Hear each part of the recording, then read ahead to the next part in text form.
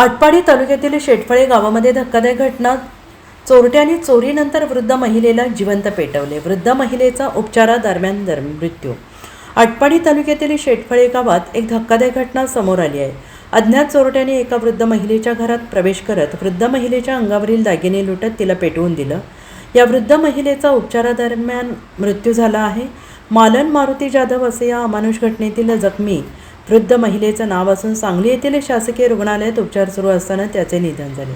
आणि या घटनेमुळे संपूर्ण आटपाडी तालुक्यात संतापाची लाट उसळली आहे. आरोपीला तातडीनं अटक करण्याची मागणी नागरिकांकडून होते आहे. या प्रकरणी मालन जाधव यांचे पुत्र विठ्ठल मारुती जाधव यांनी आटपाडी पोलीस ठाण्यात फिर्याद दाखल केली आहे. पोलिसांनी दिलेल्या माहितीनुसार मालन जाधव या शेटफळे येथे एकट्याच राहत होत्या. 30 जून रोजी पहाटेच्या सुमारास त्या लघुशंकेसाठी उठून बाहेर गेल्या. त्यानंतर त्या पुन्हा घरात प्रवेश करत असताना दबा धरून बसलेल्या अज्ञात चोरट्यांनी त्यांच्या मागोमाग घरात प्रवेश केला. त्यांच्यावर हल्ला करून अंगावरील सोन्याचे दागिने हिसकावून घेतले आणि त्यानंतर पुरावा नष्ट करण्याच्या उद्देशाने प्रतिकार मोडून काढण्यासाठी त्यांना जिवंत पेटवून दिल्याचा प्राथमिक संशय पोलिसांनी व्यक्त केलाय. गंभीररित्या भाजलेल्या मालन जाधव यांना तातडीनं सांगली येथील शासकीय रुग्णालयात दाखल करण्यात आलं.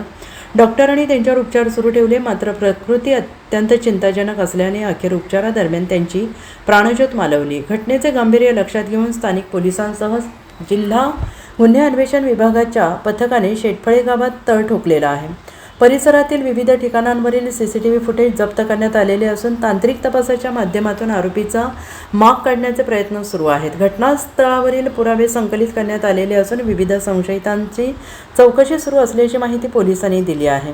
Bureau report SBN Marathi, शेटफळे.